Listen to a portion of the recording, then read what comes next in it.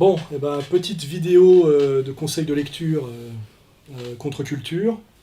Donc là, j'ai mis ce petit t-shirt, là c'est ma quenelle à Jean-Marc Rouillant, pour dire que moi aussi, quand j'étais jeune, j'étais con, j'étais gauchiste, et je portais ce genre de t-shirt, mais j'ai un peu grandi depuis. Comme visiblement lui, c'est triste à dire, mais ces 20 années de prison ne lui ont pas servi à grand-chose. Si tu veux. Je sais pas, il a dû oublier de lire quelques livres. Je vais lui dédier ses conseils de lecture pour qu'il essaye d'élever un peu son intelligence critique pour devenir un authentique révolutionnaire, et pas ce qu'il est, c'est-à-dire finalement un con manipulé par les services dans des logiques d'État, où finalement il a assassiné des gens pour de l'argent et pour une lutte dans comment dire, une rivalité irako-iranienne, irako-franco-iranienne dans les histoires de commerce atomique, hein, c'est-à-dire qu'il n'y avait aucune démarche révolutionnaire dans son truc. Hein, donc c'est un assassin, un idiot utile, un imbécile, et en plus il m'a manqué de respect. Donc comme moi je suis un mec généreux, je vais lui dire que s'il veut s'élever du gauchisme adolescent à l'intelligence critique de ce qui est réellement l'impérialisme, le capitalisme dans sa forme ultime de décomposition, eh ben, il pourrait lire quelques livres que je vais conseiller à lui et aux autres.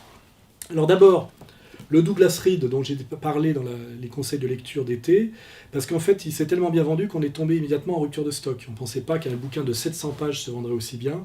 Je lis ce bouquin, même si je n'adhère pas à tout ce qu'il y a dedans, est un bouquin qu'il faut avoir lu pour avoir une vision du monde complètement alternative à ce qu'on nous vend sur l'histoire officielle de 14-18 aux années 50.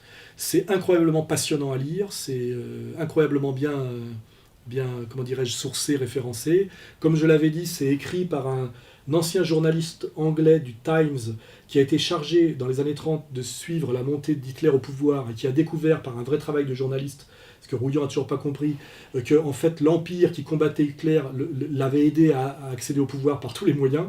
Et il en a produit une analyse critique du mensonge du bipartisme gauche-droite, est-ouest, qui lui fait rejoindre les thèses à la fois de Stas Mullins et de Sutton, mais c'est sans doute le livre le plus complet sur le sujet, puisque ça couvre 2500 ans d'histoire, ça s'appelle La controverse de Sion. Ce qui est assez intéressant, c'est que ce livre a été écrit à la fin des années 50 en Afrique du Sud. Cet Anglais s'était réfugié à la fin de sa vie en Afrique du Sud. Il a renoncé à le faire publier de son vivant, tellement il pensait que c'était une bombe qui lui valerait la mise à mort. Et finalement, c'est un bouquin qui a été retrouvé sur le dessus d'une armoire, c'est-à-dire un manuscrit dans les années 70, et qui n'avait jamais été traduit en français avant ces derniers temps. C'est la première édition papier de cette œuvre majeure et passionnante qu'on peut lire comme un roman et qui est un énorme dépucelage du mensonge dominant dans lequel est ce pauvre Rouillant d'ailleurs, parce que qu'on se positionne à gauche ou à droite, on est un couillon de la même sorte, quoi. Voilà, donc c'est pour sortir de ce piège gauche-droite dont certains visiblement ont du mal à sortir, sans doute parce que ce piège est aussi assez confortable, et peut-être même le vecteur de leur survie aujourd'hui. Peut-être que Rouillant est obligé de m'insulter pour pas que le NPA le lâche, mais à ce moment-là, bon, qu'il soit face à son indignité et sa médiocrité, quoi. Voilà. Donc, premier bouquin, Douglas Reed, La controverse de Sion, qui est à nouveau disponible après avoir été en rupture de stock pendant plus de 15 jours. Voilà.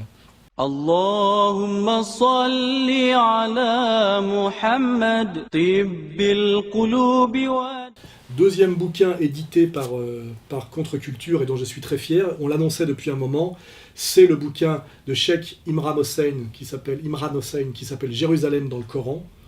Alors pour ceux qui... C'est un livre traduit de l'anglais, mais avec toutes les, comment dirais-je, les citations des hadiths en arabe, hein, voilà, donc vous pouvez aller au texte.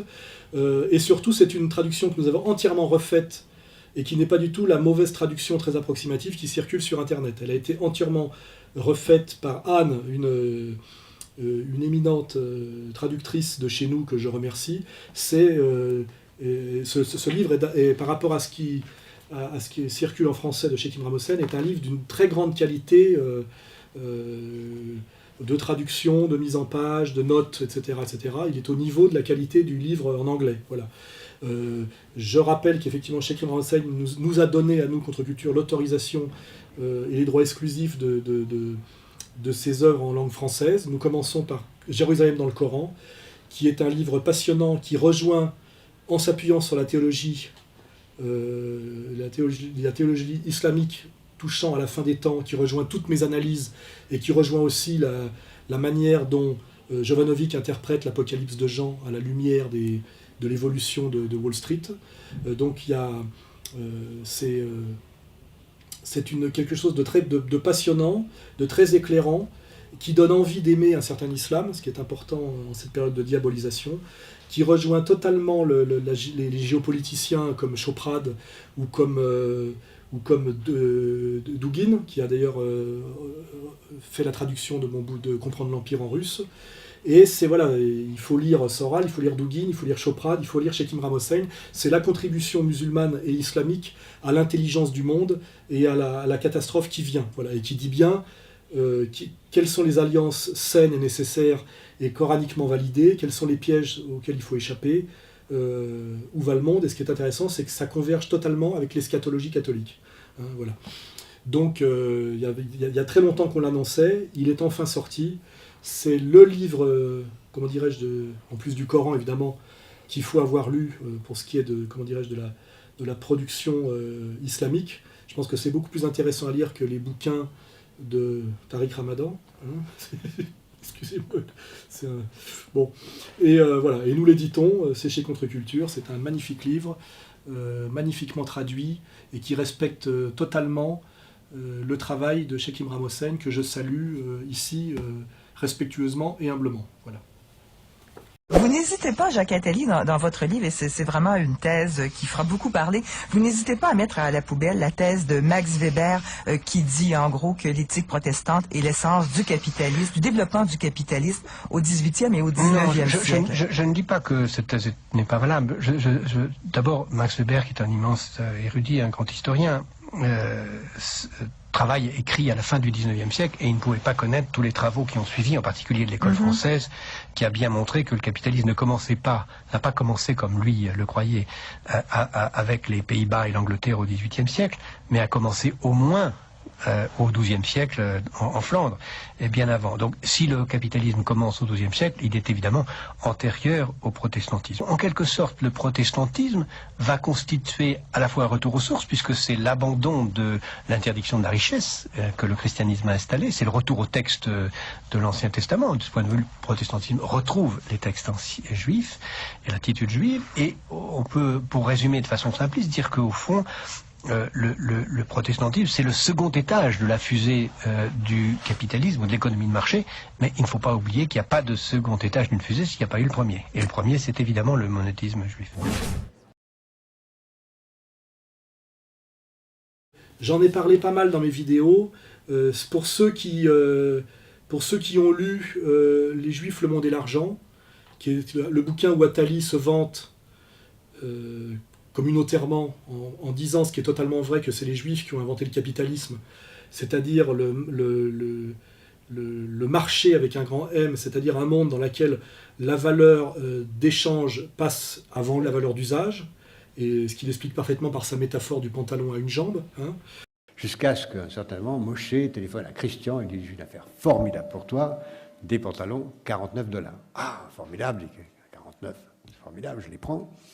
Le lendemain, Christian téléphone à Moshe en disant « Écoute, tu es vraiment un escroc. » « Comment je suis un escroc ?»« Mais si, écoute, tu m'as vendu $49, des pantalons immétables, qu'est-ce que tu racontes ? » Qu'est-ce que tu sais très bien. J'ai ouvert le camion, il y avait des pantalons, il n'y avait qu'une jambe. Qu'est-ce que tu veux que je fasse avec des pantalons ? Personne ne me met de pantalons qui a une jambe.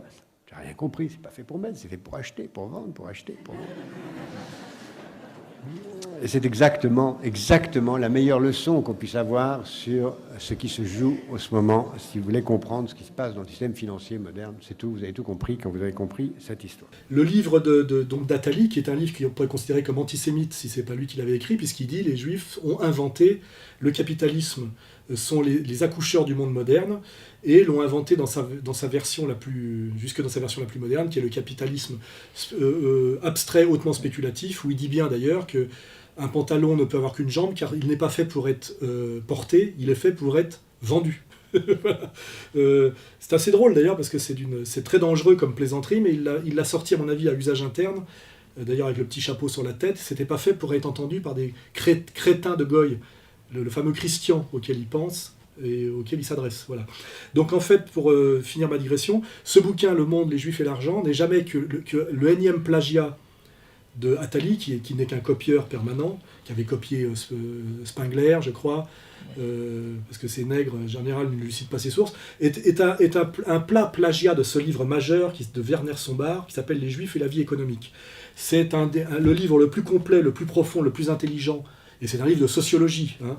C'est un livre qui ne prend pas parti sur, effectivement, les Juifs et le monde occidental, et dont la thèse, qui est la vraie thèse sérieuse, qui a été recouverte par celle de ce livre infiniment moins important, et qui est beaucoup plus secondaire, qui est l'éthique protestante et l'origine du capitalisme, je crois, ou un mot comme ça, de Weber, qui attribuerait le capitalisme aux protestants. Non, Sombart rétablit bien la vérité qui rejoint l'arrogance et la prétention d'Attali. Le capitalisme est une invention juive, ce qui fait de notre monde occidental un enfant de la pensée juive, c'est bien expliqué par Sombart, et de la bourgeoisie capitalisme, une juiverie de synthèse. Ce qui veut dire qu'il est normal que dans le monde bourgeois, commerçant, capitaliste, dans sa forme la plus accomplie, au sommet de cette hiérarchie, il y ait les Juifs de Wall Street, car ils sont les inventeurs de ce monde. Hein. Nous sommes obligés de le reconnaître. C'est vrai, c'est Attali qui le dit. Après, savoir si c'est pour notre bonheur ou notre malheur, c'est très discutable et c'est d'ailleurs très ambivalent. Hein. Voilà.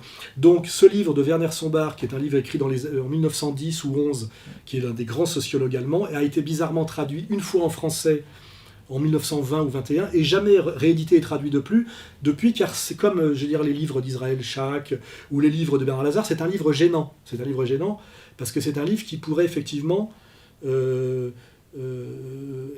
permettre une certaine critique autorisée et argumentée d'une certaine responsabilité d'une certaine élite communautaire dans une certaine catastrophe à venir, et passée et présente. Voilà. Donc, nous sommes là pour apporter de la contre-culture, c'est-à-dire donner à lire ce que le système dominant nous cache en n'éditant pas, en étouffant, en cachant des ouvrages majeurs. Ce livre est un ouvrage majeur. Moi-même, qui connaissais bien le sujet, j'en ai appris encore énormément en le lisant pendant ces derniers mois. C'est un gros bouquin, hein. Il fait 626 pages pour seulement 20 €. Et j'aurais dû dire les prix d'ailleurs des autres. Là. Le Sheikh Imram Hossein fait 19 € pour 360 pages, j'avais oublié de le dire, et le Douglas Reed qui fait 700 pages ne fait que 25 €, ce qui n'est pas très cher quand on connaît le prix de l'édition moyenne. Voilà. Donc voilà, ce Sombart, c'est le livre de sociologie le plus intéressant, le plus profond et le plus intelligent sur les liens entre les Juifs et le monde et la vie économique, c'est d'ailleurs le titre, et le capitalisme. Vous avez une approche, je dirais, mythologico-religieuse des liens des Juifs à la modernité dans le Douglas Reed de la controverse de Sion, et vous avez une approche sociologico-matérialiste en lisant le Sombart. Hein. Voilà, ces deux livres sont assez complémentaires. Hein. Voilà. Il y a eu des Américains célèbres qui n'ont jamais caché leur antisémitisme. Henry Ford, qui était une icône américaine, un des héros des États-Unis, était également le héros de Hitler.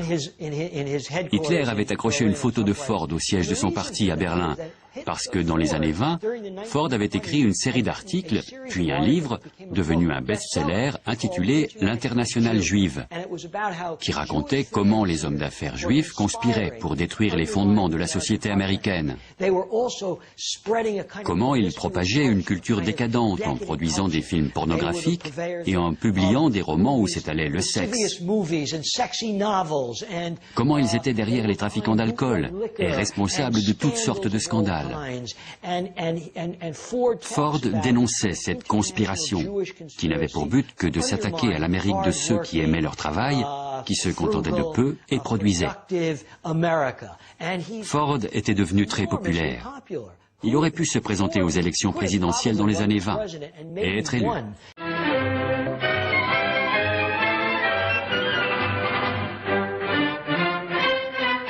Alors, dans la même veine que le Werner Sombart, nous rééditons aujourd'hui un livre intéressant et jamais réédité, et qui est très gênant, parce que c'est écrit par le plus grand capitaliste, entrepreneur capitaliste industriel du monde moderne, qui est Henry Ford, l'inventeur de la Ford T, celui qui a mis en pratique le taylorisme qu'on appelle le Fordisme, c'est-à-dire la division du travail, celui qui a changé le capitalisme en permettant, en élargissant le marché de l'automobile à ceux-mêmes qui les fabriquaient, via la logique du crédit, via la division du travail, etc., etc. Ce qu'on peut à la fois critiquer d'un point de vue ludite, mais qu'on peut aussi respecter, puis effectivement, avant lui, les voitures n'étaient pas faites pour ceux qui les fabriquaient. Enfin, tout ça est un sujet de discussion passionnant, hein. C'est des sujets suffisamment complexes pour qu'on n'ait pas des avis tranchés d'adolescents attardés à la Rouillant, hein. Voilà. Mais en fait, ce qui est intéressant, c'est que Henry Ford a écrit entre 1920 et 1922, je crois, une série d'articles qui forment un livre qui s'appelle « Le Juif international », où il rend... où il se positionnant comme un entrepreneur capitaliste de type anglo-saxon-irlandais, c'est-à-dire produisant de la richesse réelle et de la valeur ajoutée, il désigne comme danger et comme ennemi son complément qui est justement le capitalisme d'ataliste, c'est-à-dire celui pas du pantalon à 2 jambes fait pour être porté, mais celui du pantalon à 1 jambe uniquement fait pour être vendu et escroquer les chrétiens, parce que c'est la plaisanterie, elle dit exactement ça. Hein. Christian, c'est moi.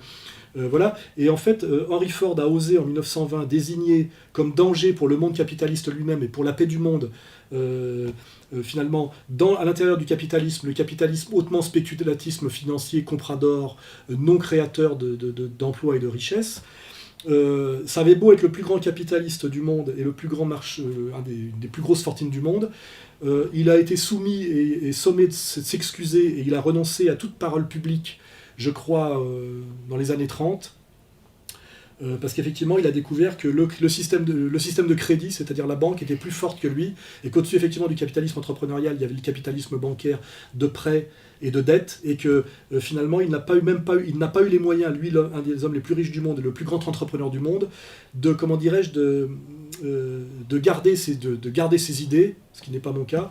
Il a été obligé de se soumettre, de fermer sa gueule et de s'excuser. Et il a terminé d'ailleurs dans une loge maçonnique du nom de Palestinia, après avoir critiqué dans ce livre ouvertement les dangers du sionisme et ce qu'était en réalité Israël, il a fini finalement sioniste lui-même, c'est-à-dire qu'il a choisi de sauver sa richesse plutôt que de sauver son honneur et son appréhension de la vérité. Voilà.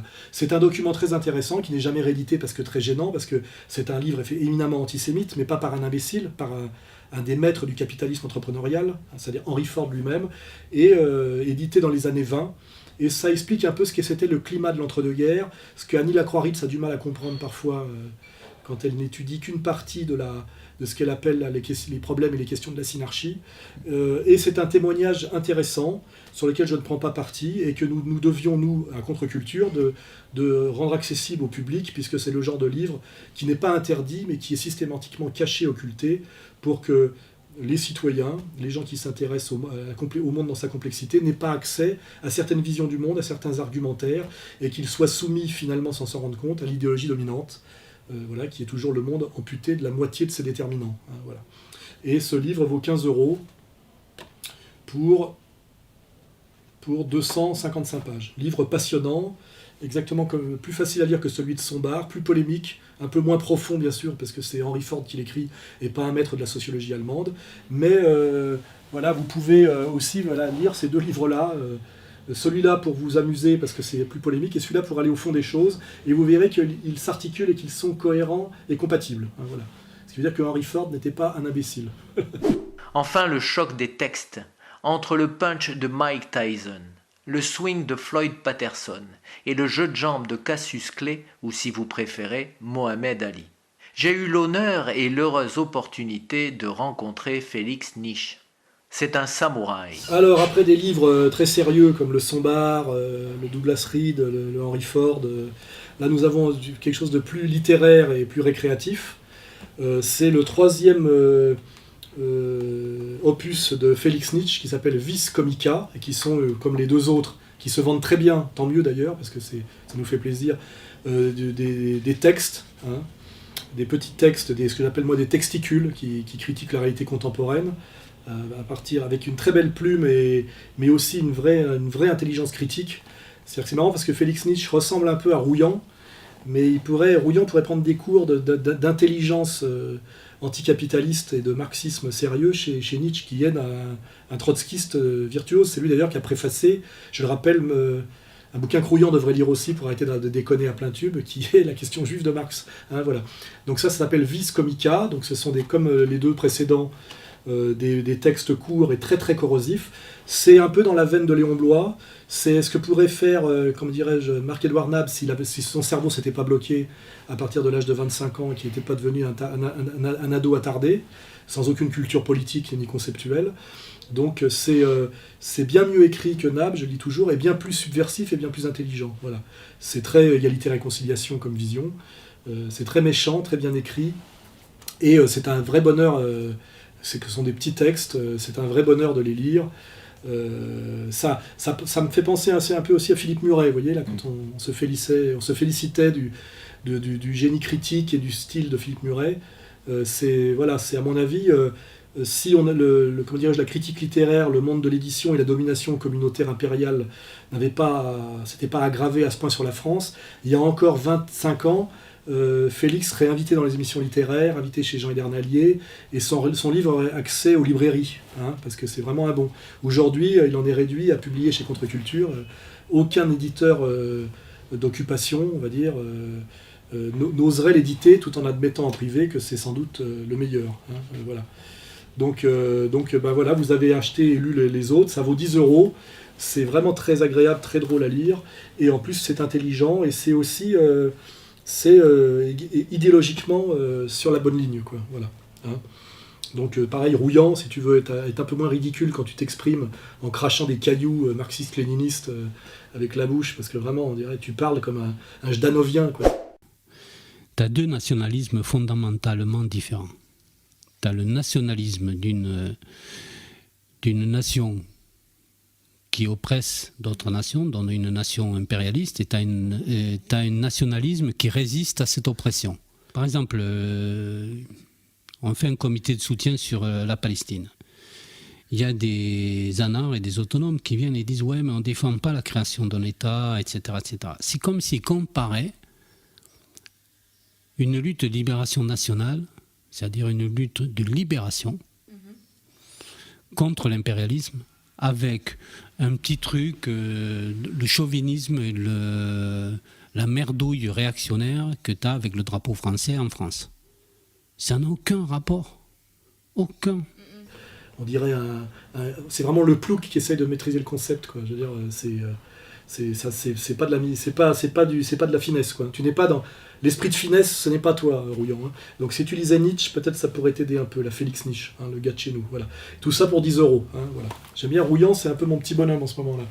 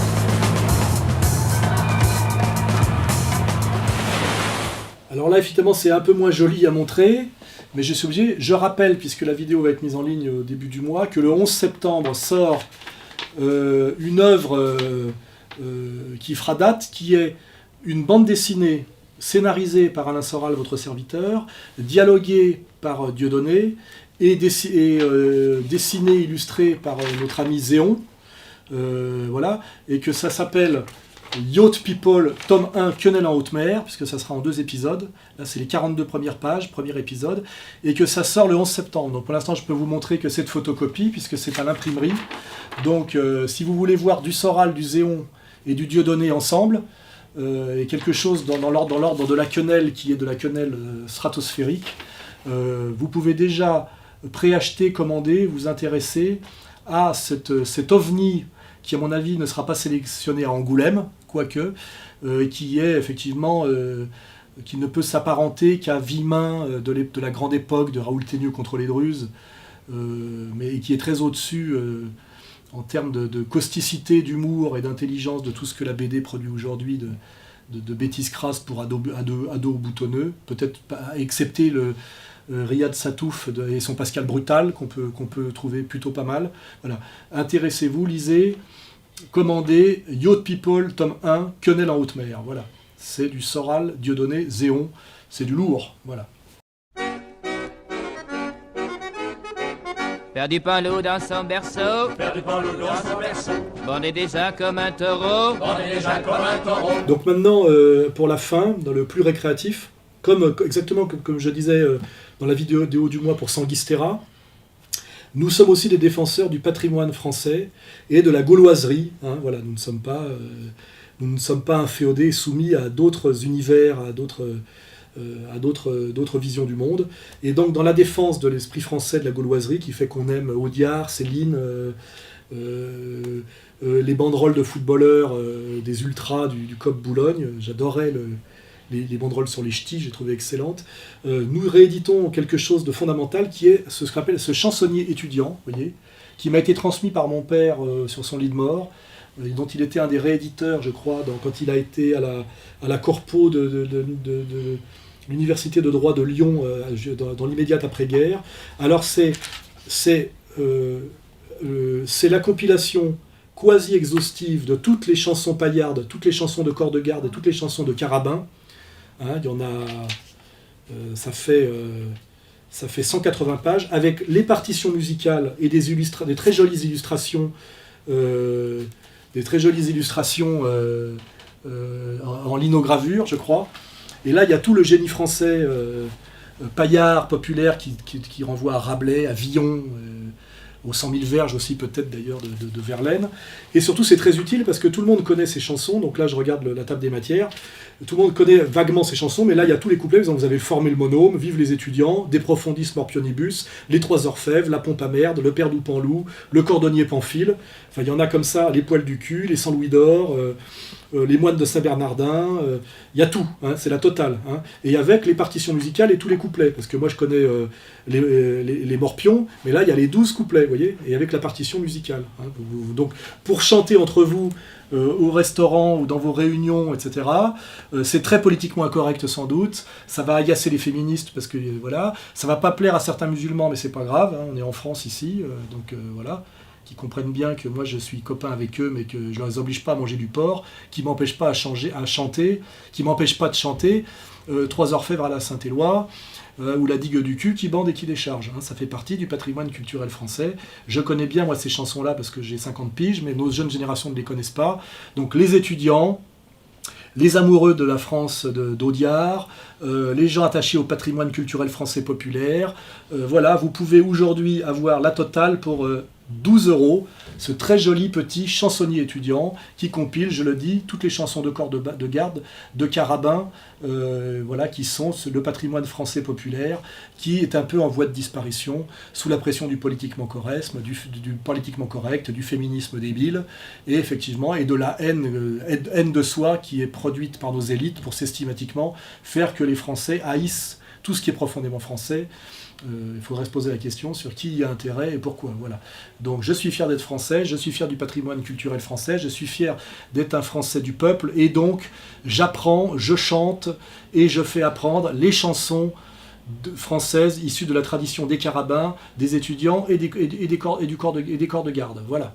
Hein. Sur ce, je crois que c'est bon. Je vous dis au mois prochain pour d'autres publications sans doute. Voilà. Bonne lecture, salut à vous.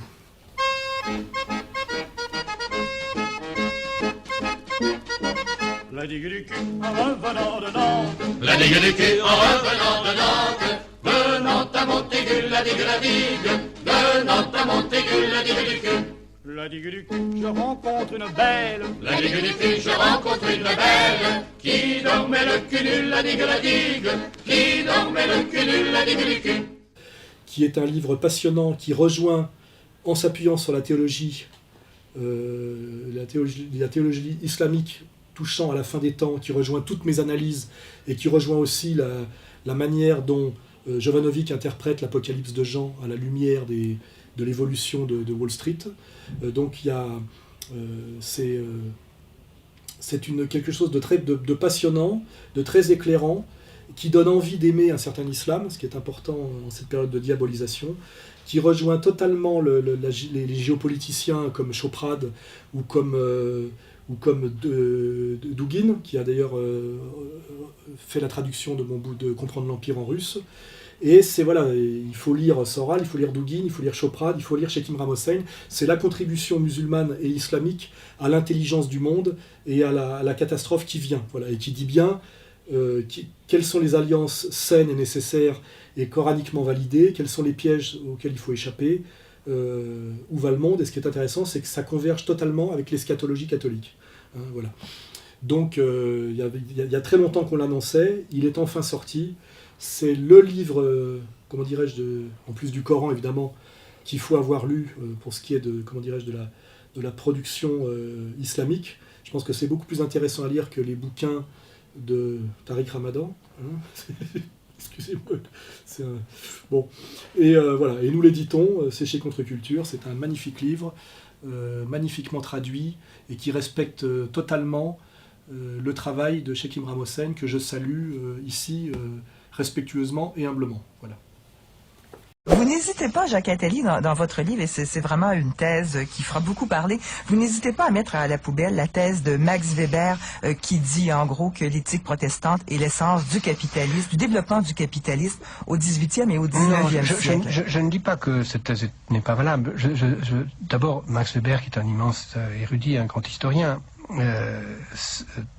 écrit à la fin du XIXe siècle, et il ne pouvait pas connaître tous les travaux qui ont suivi, en particulier de l'école française, qui a bien montré que le capitalisme n'a pas commencé comme lui le croyait, avec les Pays-Bas et l'Angleterre au XVIIIe siècle, mais a commencé au moins au XIIe siècle en Flandre, et bien avant. Donc si le capitalisme commence au XIIe siècle, il est évidemment antérieur au protestantisme. En quelque sorte, le protestantisme va constituer à la fois un retour aux sources, puisque c'est l'abandon de l'interdiction de la richesse que le christianisme a installé, c'est le retour au texte de l'Ancien Testament. De ce point de vue, le protestantisme retrouve les textes juifs et l'attitude juive, et on peut, pour résumer de façon simpliste, dire qu'au fond, le protestantisme, c'est le second étage de la fusée du capitalisme ou de l'économie de marché, mais il ne faut pas oublier qu'il n'y a pas de second étage d'une fusée s'il n'y a pas eu le premier. Et le premier, c'est évidemment le monothéisme juif.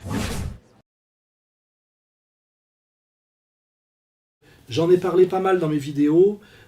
Pour ceux qui ont lu Les Juifs, le monde et l'argent, qui est le bouquin où Attali se vante communautairement en disant ce qui est totalement vrai, que c'est les Juifs qui ont inventé le capitalisme, c'est-à-dire le marché avec un grand M, c'est-à-dire un monde dans lequel la valeur d'échange passe avant la valeur d'usage, et ce qu'il explique parfaitement par sa métaphore du pantalon à une jambe. Hein. Jusqu'à ce qu'un certain moment, Moshe téléphone à Christian et dit « J'ai une affaire formidable pour toi, des pantalons, $49. » Ah, formidable, 49, c'est formidable, je les prends. Le lendemain, Christian téléphone à Moshe en disant « Écoute, tu es vraiment un escroc. » « Comment je suis un escroc ?»« Mais si, écoute, tu m'as vendu $49, des pantalons immétables. » Qu'est-ce que tu racontes ? Tu sais très bien. J'ai ouvert le camion, il y avait des pantalons, il n'y avait qu'une jambe. Qu'est-ce que tu veux que je fasse avec des pantalons ? Personne ne me met de pantalons qui a une jambe. Tu n'as rien compris, c'est pas fait pour mettre, c'est fait pour acheter, pour vendre, pour acheter, pour vendre.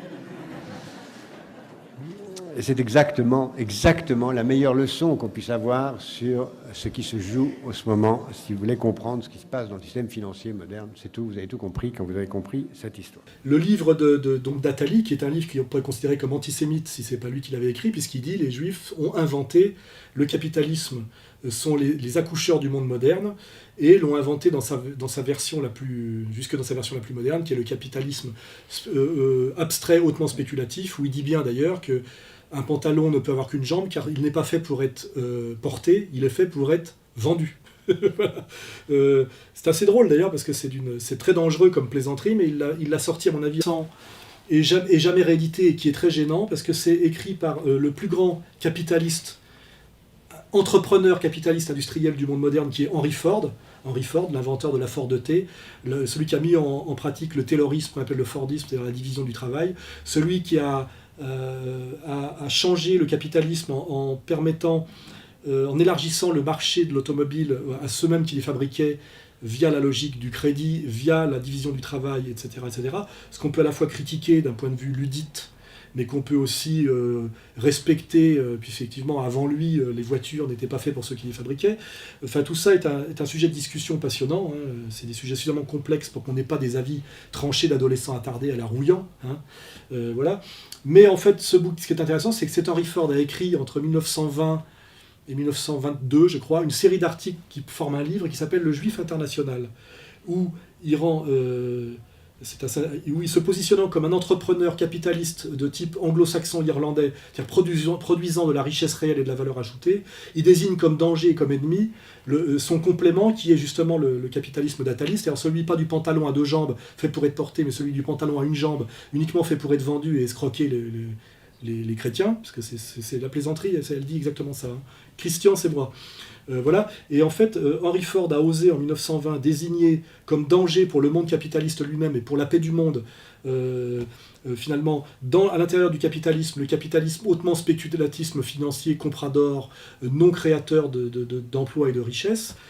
Ça avait beau être le plus grand capitaliste du monde et le plus grand des plus grosses fortunes du monde, il a été soumis et sommé de s'excuser et il a renoncé à toute parole publique, je crois, dans les années 30, parce qu'effectivement, il a découvert que le système de crédit, c'est-à-dire la banque, était plus forte que lui, et qu'au-dessus, effectivement, du capitalisme entrepreneurial, il y avait le capitalisme bancaire de prêt et de dette, et que finalement, il n'a pas eu les moyens, lui, un des hommes les plus riches du monde, et le plus grand entrepreneur du monde, de, comment dirais-je, de garder ses idées, ce qui n'est pas mon cas. Il a été obligé de se soumettre, de fermer sa gueule et de s'excuser. Et il a terminé d'ailleurs dans une loge maçonnique du nom de Palestinia, après avoir critiqué dans ce livre ouvertement les dangers du sionisme et ce qu'était en réalité Israël, il a fini finalement sioniste lui-même, c'est-à-dire qu'il a choisi de sauver sa richesse plutôt que de sauver son honneur et son appréhension de la vérité. Voilà. C'est un document très intéressant qui n'est jamais réédité parce que très gênant, parce que c'est un livre éminemment antisémite, mais pas par un imbécile, par un des maîtres du capitalisme entrepreneurial, c'est-à-dire Henry Ford lui-même, et édité dans les années 20. Et ça explique un peu ce que c'était le climat de l'entre-deux-guerres, ce que Annie Lacroix-Ritz a du mal à comprendre parfois quand elle n'étudie qu'une partie de ce qu'elle appelle les problèmes et les questions de la synarchie. Et c'est un témoignage intéressant sur lequel je ne prends pas parti et que nous devions, nous, à Contre-Culture, de rendre accessible au public, puisque c'est le genre de livre qui n'est pas interdit, mais qui est systématiquement caché, occulté, pour que les citoyens, les gens qui s'intéressent au monde dans sa complexité, n'aient pas accès à certaines visions du monde, à certains argumentaires, et qu'ils soient soumis finalement, sans s'en rendre compte, à l'idéologie dominante, voilà, qui est toujours le monde amputé de la moitié de ses déterminants. Hein, voilà. Et ce livre vaut 15 € pour 255 pages. Livre passionnant, exactement comme plus facile à lire que celui de Sombart, plus polémique, un peu moins profond bien sûr, parce que c'est Henry Ford qui l'écrit et pas un maître de la sociologie allemande. Mais voilà, vous pouvez aussi lire ces 2 livres-là. Celui-là pour vous amuser parce que c'est plus polémique, et celui-là pour aller au fond des choses, et vous verrez qu'ils s'articulent et qu'ils sont cohérents et compatibles. Hein, voilà. Ce qui veut dire que Henry Ford n'était pas un imbécile. Enfin, le choc des textes, entre le punch de Mike Tyson, le swing de Floyd Patterson et le jeu de jambes de Cassius Clay, ou si vous préférez, Mohamed Ali. J'ai eu l'honneur et l'heureuse opportunité de rencontrer Félix Nietzsche. C'est un samouraï. Alors, après des livres très sérieux comme le Sombart, le Douglas Reed, le Henry Ford, là nous avons quelque chose de plus littéraire et plus récréatif. C'est le 3e opus de Félix Nietzsche qui s'appelle Vis Comica, et qui sont, comme les 2 autres, qui se vendent très bien, tant mieux d'ailleurs, parce que ça nous fait plaisir, des textes, hein, des petits textes, ce que j'appelle moi des texticules, qui critiquent la réalité contemporaine, à partir avec une très belle plume, mais aussi une vraie intelligence critique. C'est-à-dire que c'est marrant parce que Félix Nietzsche ressemble un peu à Rouillant, mais Rouillant pourrait prendre des cours d'intelligence anticapitaliste et de marxisme sérieux chez Nietzsche, qui est un trotskiste virtuose. C'est lui d'ailleurs qui a préfacé, je le rappelle, un bouquin que Rouillant devrait lire aussi pour arrêter de déconner à plein tube, qui est La question juive de Marx. Hein, voilà. Donc ça s'appelle Vis Comica, donc ce sont comme les 2 précédents, des textes courts et très très corrosifs. C'est un peu dans la veine de Léon Bloy. C'est ce que pourrait faire, comme dirais-je, Marc-Édouard Nab si son cerveau s'était pas bloqué à partir de l'âge de 25 ans et qu'il n'était pas devenu un ado attardé, sans aucune culture politique ni conceptuelle. Donc c'est bien mieux écrit que Nab, je le dis toujours, et bien plus subversif et bien plus intelligent. Voilà. C'est très égalité-réconciliation comme vision. C'est très méchant, très bien écrit. Et c'est un vrai bonheur, ce sont des petits textes, c'est un vrai bonheur de les lire. Ça me fait penser un peu aussi à Philippe Muret, vous voyez, là, quand on se félicitait du génie critique et du style de Philippe Muret. C'est à mon avis, si on a la critique littéraire, le monde de l'édition et la domination communautaire impériale s'était pas aggravé à ce point sur la France, il y a encore 25 ans, Félix serait invité dans les émissions littéraires, invité chez Jean Edernalier, et son livre aurait accès aux librairies, parce que c'est vraiment un bon. Aujourd'hui, il en est réduit à publier chez Contre-Culture. Aucun éditeur d'occupation, on va dire, n'oserait l'éditer tout en admettant en privé que c'est sans doute le meilleur. Voilà. Donc voilà, vous avez acheté et lu les autres, ça vaut 10 €. C'est vraiment très agréable, très drôle à lire, et en plus c'est intelligent, et c'est aussi... idéologiquement sur la bonne ligne, quoi. Voilà. Donc pareil, Rouillant, si tu veux être un peu moins ridicule quand tu t'exprimes en crachant des cailloux marxistes-léninistes avec la bouche, parce que vraiment, on dirait, tu parles comme un jdanovien, quoi. Tu as deux nationalismes fondamentalement différents. Tu as le nationalisme d'une nation qui oppresse d'autres nations, dont une nation impérialiste, et tu as un nationalisme qui résiste à cette oppression. Par exemple, on fait un comité de soutien sur la Palestine. Il y a des anards et des autonomes qui viennent et disent « ouais, mais on ne défend pas la création d'un État, etc. etc. » C'est comme s'ils comparaient une lutte de libération nationale, c'est-à-dire une lutte de libération contre l'impérialisme, avec un petit truc, le chauvinisme et la merdouille réactionnaire que tu as avec le drapeau français en France. Ça n'a aucun rapport. Aucun. On dirait c'est vraiment le plouc qui essaye de maîtriser le concept, quoi. Je veux dire, c'est pas de la finesse, quoi. Tu n'es pas dans l'esprit de finesse, ce n'est pas toi, Rouillant. Donc si tu lisais Nietzsche, peut-être ça pourrait t'aider un peu, la Félix Nietzsche, le gars de chez nous. Voilà. Tout ça pour 10 €. Voilà. J'aime bien Rouillant, c'est un peu mon petit bonhomme en ce moment-là.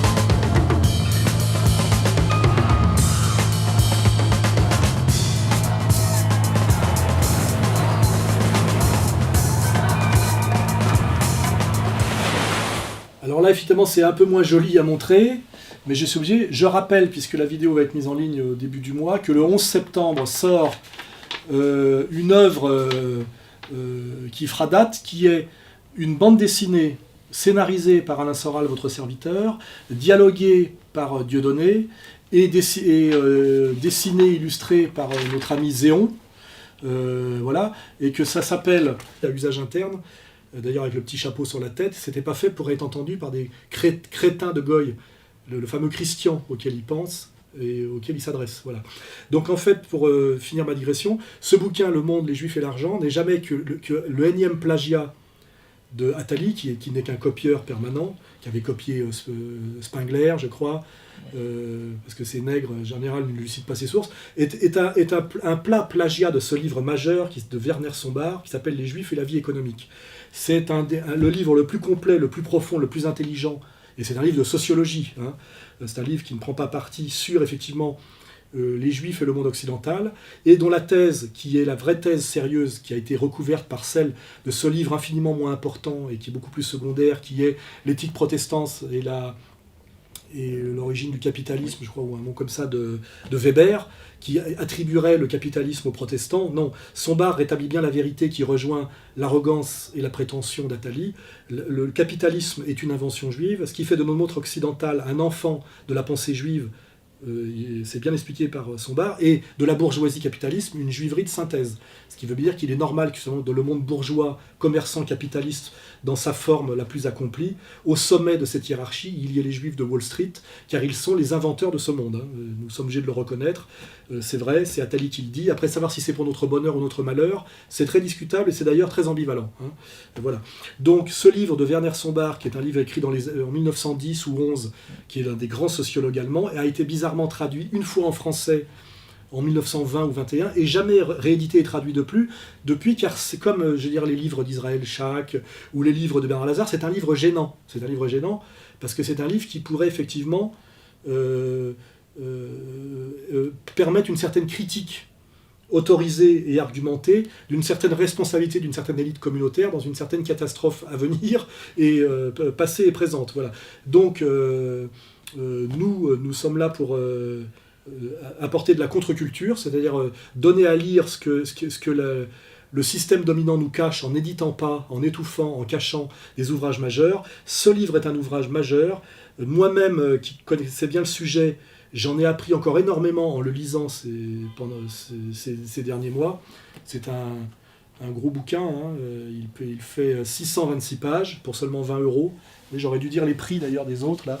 Le Sheikh Imram Hossein fait 19 € pour 360 pages, j'avais oublié de le dire. Et le Douglas Reed qui fait 700 pages ne fait que 25 €, ce qui n'est pas très cher quand on connaît le prix de l'édition moyenne. Voilà. Donc voilà, ce Sombart, c'est le livre de sociologie le plus intéressant, le plus profond et le plus intelligent sur les liens entre les Juifs et le monde et la vie économique, c'est d'ailleurs le titre, et le capitalisme. Vous avez une approche, je dirais, mythologico-religieuse des liens des Juifs à la modernité dans le Douglas Reed de la controverse de Sion, et vous avez une approche sociologico-matérialiste en lisant le Sombart. Hein. Voilà, ces deux livres sont assez complémentaires. Hein. Voilà. Il y a eu des Américains célèbres qui n'ont jamais caché leur antisémitisme. Henry Ford, qui était une icône américaine, un des héros des États-Unis, était également le héros de Hitler. Hitler avait accroché une photo de Ford au siège de son parti à Berlin, parce que dans les années 20, Ford avait écrit une série d'articles, puis un livre, devenu un best-seller, intitulé « L'Internationale juive », qui racontait comment les hommes d'affaires juifs conspiraient pour détruire les fondements de la société américaine. Comment ils propageaient une culture décadente en produisant des films pornographiques et en publiant des romans où s'étalait le sexe. Comment ils étaient derrière les trafiquants d'alcool et responsables de toutes sortes de scandales. Ford dénonçait cette conspiration qui n'avait pour but que de s'attaquer à l'Amérique de ceux qui aimaient leur travail, qui se contentaient de peu et produisaient. Ford était devenu très populaire. Il aurait pu se présenter aux élections présidentielles dans les années 20 et être élu.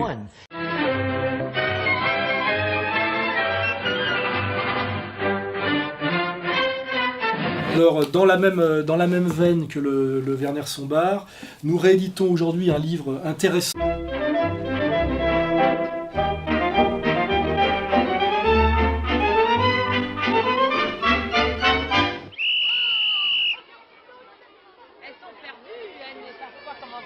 Bon, eh ben, petite vidéo de conseil de lecture contre-culture. Donc là, j'ai mis ce petit t-shirt, là c'est ma quenelle à Jean-Marc Rouillant, pour dire que moi aussi, quand j'étais jeune, j'étais con, j'étais gauchiste, et je portais ce genre de t-shirt, mais j'ai un peu grandi depuis. Comme visiblement lui, c'est triste à dire, mais ces 20 années de prison ne lui ont pas servi à grand-chose. Si tu veux, je sais pas, il a dû oublier de lire quelques livres. Je vais lui dédier ses conseils de lecture pour qu'il essaye d'élever un peu son intelligence critique pour devenir un authentique révolutionnaire, et pas ce qu'il est, c'est-à-dire finalement un con manipulé par les services dans des logiques d'État, où finalement il a assassiné des gens pour de l'argent, et pour une lutte dans une rivalité irako-iranienne, irako-franco-iranienne dans les histoires de commerce atomique, hein, c'est-à-dire qu'il n'y avait aucune démarche révolutionnaire dans son truc. Hein, donc c'est un assassin, un idiot utile, un imbécile, et en plus il m'a manqué de respect. Donc comme moi je suis un mec généreux, je vais lui dire que s'il veut s'élever du gauchisme adolescent à l'intelligence critique de ce qui est réellement l'impérialisme, le capitalisme dans sa forme ultime de décomposition, eh ben, il pourrait lire quelques livres que je vais conseiller à lui et aux autres. Alors d'abord, le Douglas Reed dont j'ai parlé dans les conseils de lecture d'été, parce qu'en fait il s'est tellement bien vendu qu'on est tombé immédiatement en rupture de stock. On ne pensait pas qu'un bouquin de 700 pages se vendrait aussi bien. Je lis ce bouquin, même si je n'adhère pas à tout ce qu'il y a dedans, est un bouquin qu'il faut avoir lu pour avoir une vision du monde complètement alternative à ce qu'on nous vend sur l'histoire officielle de 14-18 aux années 50. C'est incroyablement passionnant à lire, c'est incroyablement bien, comment dirais-je, sourcé, référencé. Comme je l'avais dit, c'est écrit par un ancien journaliste anglais du Times qui a été chargé dans les années 30 de suivre la montée d'Hitler au pouvoir et qui a découvert par un vrai travail de journaliste, parce que Rouillon n'a toujours pas compris, que en fait, l'Empire qui combattait Hitler l'avait aidé à accéder au pouvoir par tous les moyens. Et il en a produit une analyse critique du mensonge du bipartisme gauche-droite, est-ouest, qui lui fait rejoindre les thèses à la fois de Stas Mullins et de Sutton. Mais c'est sans doute le livre le plus complet sur le sujet, puisque ça couvre 2500 ans d'histoire. Ça s'appelle La controverse de Sion. Ce qui est assez intéressant, c'est que ce livre a été écrit à la fin des années 50 en Afrique du Sud. Cet Anglais s'était réfugié à la fin de sa vie en Afrique du Sud. Il a renoncé à le faire publier de son vivant, tellement il pensait que c'était une bombe qui lui valerait la mise à mort. Et finalement, c'est un bouquin qui a été retrouvé sur le dessus d'une armoire, c'est-à-dire un manuscrit dans les années 70, et qui n'avait jamais été traduit en français avant ces derniers temps. C'est la première édition papier de cette œuvre majeure et passionnante, qu'on peut lire comme un roman, et qui est un énorme dépucelage du mensonge dominant dans lequel est ce pauvre Rouillant d'ailleurs, parce que qu'on se positionne à gauche ou à droite, on est un couillon de la même sorte, quoi. Voilà, donc c'est pour sortir de ce piège gauche-droite, dont certains évidemment ont du mal à sortir, sans doute parce que ce piège est aussi assez confortable, et peut-être même le vecteur de leur survie aujourd'hui. Peut-être que Rouillant est obligé de m'insulter pour pas que le NPA le lâche, mais à ce moment-là, bon, qu'il soit face à son indignité et sa médiocrité, quoi. Voilà. Donc, premier bouquin, Douglas Reed, La controverse de Sion, qui est à nouveau disponible après avoir été en rupture de stock pendant plus de 15 jours. Voilà. Allahumma salli ala Muhammad, tibbil qulubi wa... Deuxième bouquin édité par Contre-Culture et dont je suis très fier, on l'annonçait depuis un moment, c'est le bouquin de Cheikh Imran Hossein qui s'appelle Jérusalem dans le Coran. Alors pour ceux qui... C'est un livre traduit de l'anglais, mais avec toutes les, les citations des hadiths en arabe, hein, donc vous pouvez aller au texte. Et surtout, c'est une traduction que nous avons entièrement refaite et qui n'est pas du tout la mauvaise traduction très approximative qui circule sur Internet. Elle a été entièrement refaite par Anne, une éminente traductrice de chez nous que je remercie. Ce livre, est, par rapport à ce qui circule en français de Cheikh Imran Hossein, est un livre d'une très grande qualité de traduction, de mise en page, de notes, etc., etc. Il est au niveau de la qualité du livre en anglais. Voilà. Je rappelle qu'effectivement Cheikh Imran Hossein nous a donné à nous, Contre-Culture, l'autorisation et les droits exclusifs de ses œuvres en langue française. Nous commençons par Jérusalem dans le Coran.